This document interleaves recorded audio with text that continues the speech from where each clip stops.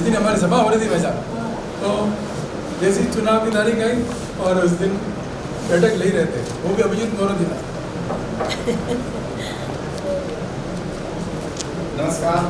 पत्रकार बंधु कार्यालय में एक पत्रकार वार्ता का आयोजन किया गया है, जिसमें हमारी भारतीय जनता पार्टी की राष्ट्रीय महिला मोर्चा और उदयपुर जिले की प्रवास प्रभारी जी दीप्ति जी रावत आपको संबोधित करेगी।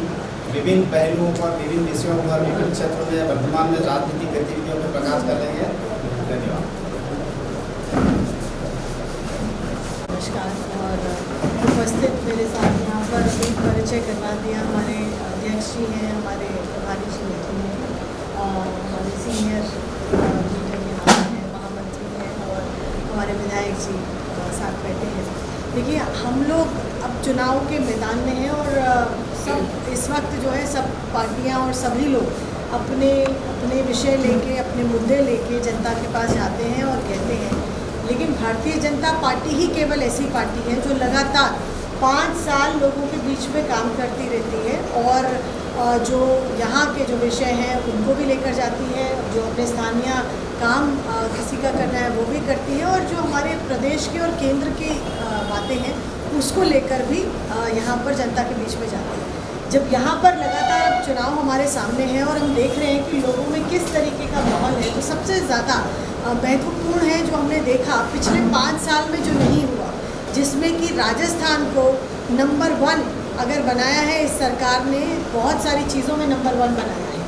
तो अगर नंबर 1 बनाया है तो महिला के ऊपर जो अपराध, अत्याचार और बलात्कार की घटनाएं हैं उसमें नंबर 1 राजस्थान को इन्होंने बनाया है। पेपर लीक में नंबर 1 राजस्थान को बनाया है।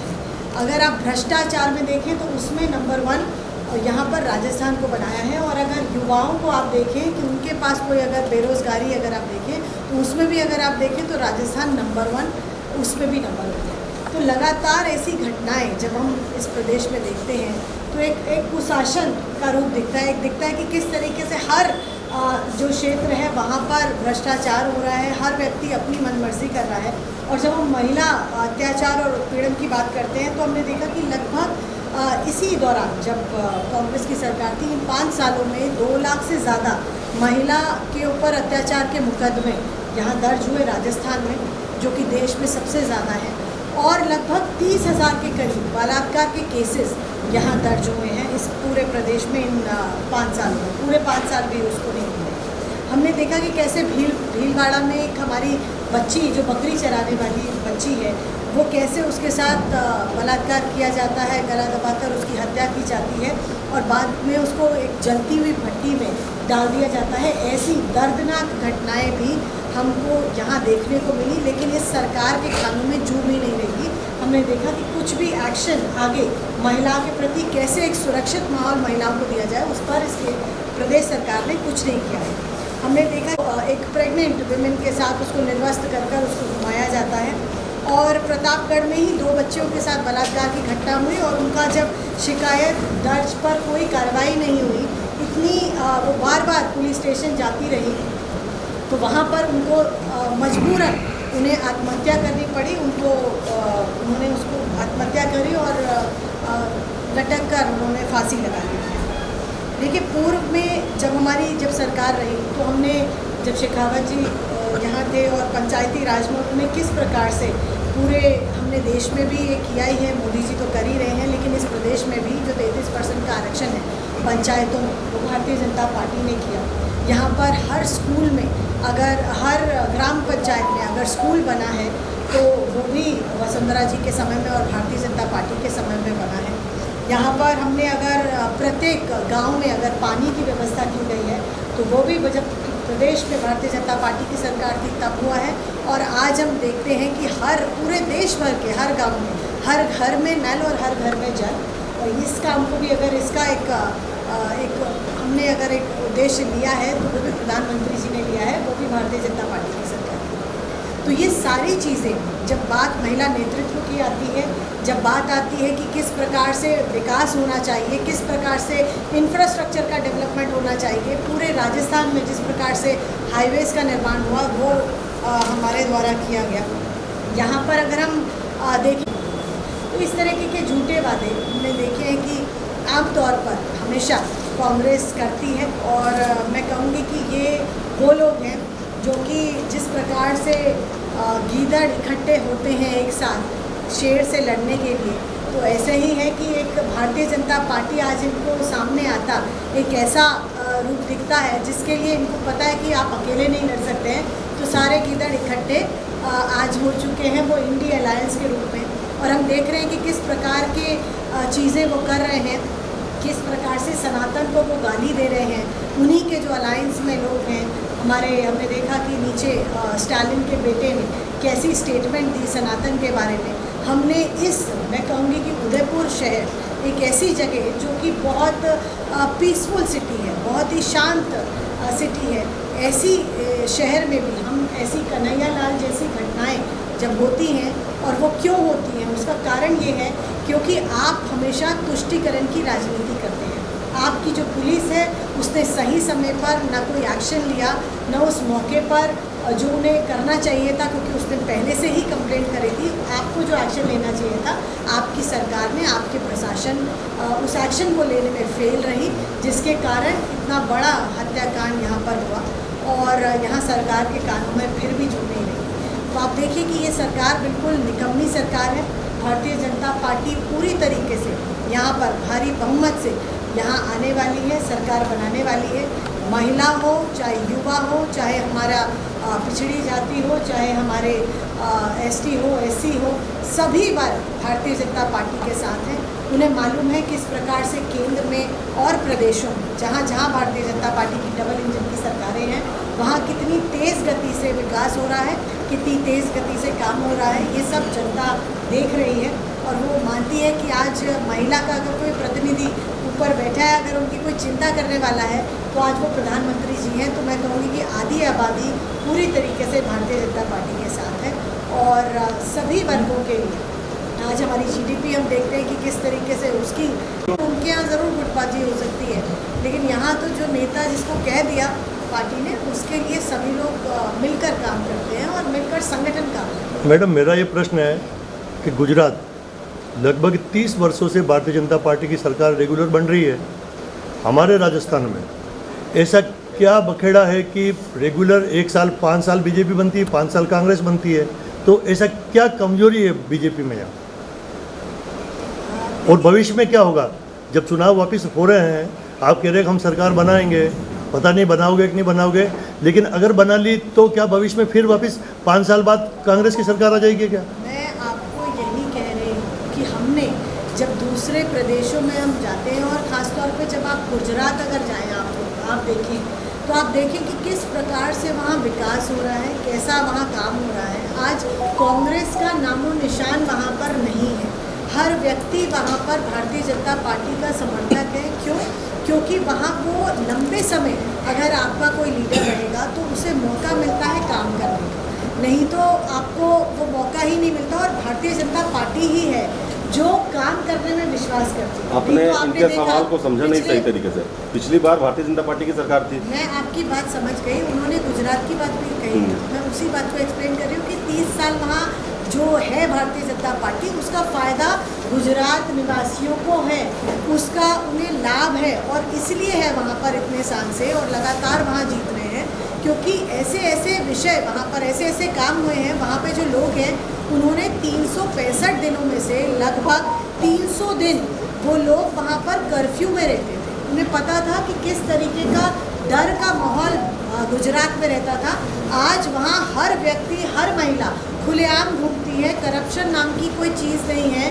वहाँ पर आप देखेंगे कि महिला सुरक्षा है, तो वो सबसे अच्छी अगर आप देखेंगे तो वो आपको गुजरात में देखने को मिलेगी। और ऐसे ही गुड गवर्नेंस के मॉडल जो है वो भारतीय जनता पार्टी की सरकारें पेश करती है, और यही उदाहरण आपने देखा कि उत्तर प्रदेश में भी पेश किया है।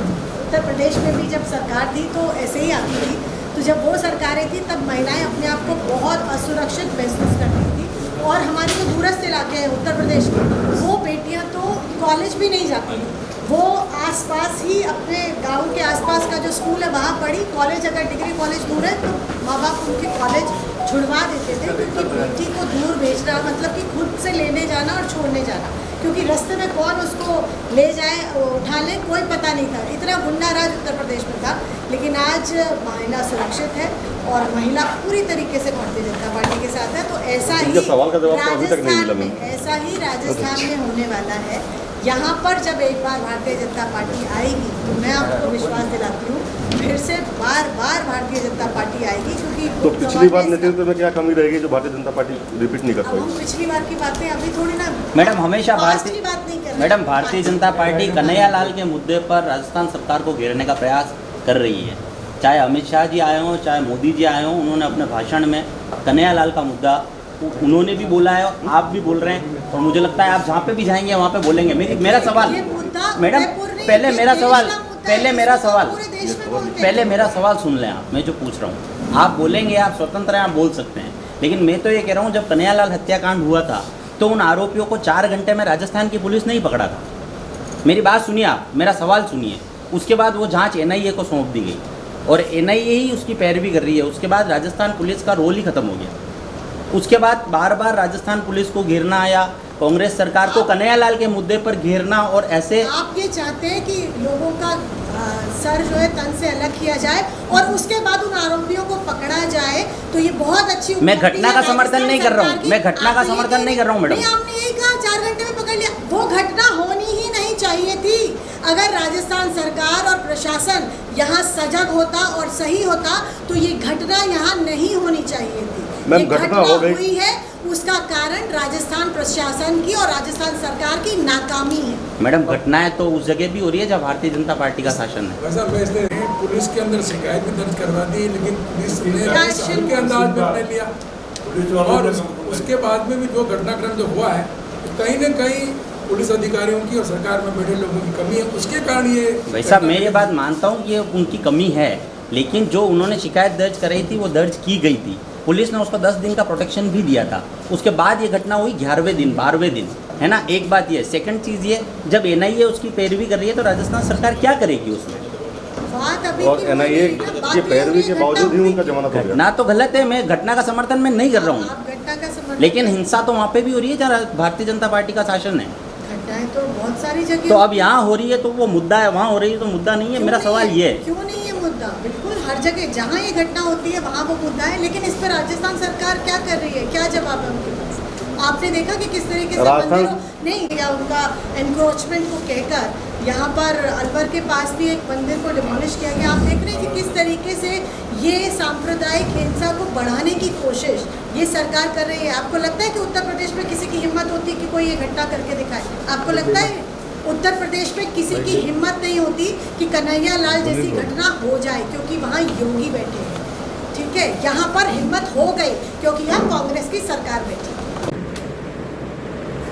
चुनाव को लेकर किस तरह तैयारी है, बीजेपी क्या किस रणनीति के साथ मैदान में उतर रही है? भारतीय जनता पार्टी हर जगह अपने काम को लेकर चुनाव के मैदान में उतरती है, क्योंकि एक जो डेवलपमेंट का मॉडल है, जो एक गुड गवर्नेंस का मॉडल है, आज प्रधानमंत्री जी ने हम सबके सामने रखा है। जिस प्रकार से भारतीय जनता पार्टी की सरकारें जिन प्रदेशों में है वहाँ किस प्रकार का गवर्नेंस हो रहा है और वहाँ पे डबल इंजन की सरकार कैसे तेज़ गति से काम कर रही है, आज हमें देखने को मिलता है।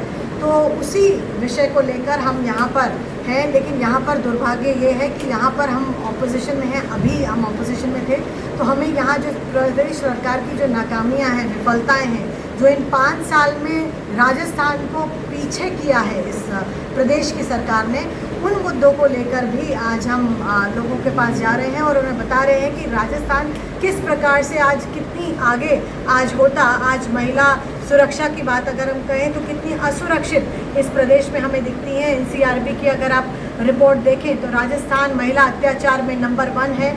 यहाँ पर अगर आप घटनाएं देखें महिला अत्याचार की तो 2 ज़्यादा घटनाएं यहाँ पर रजिस्टर हुई हैं इसी कांग्रेस के कार्यकाल में।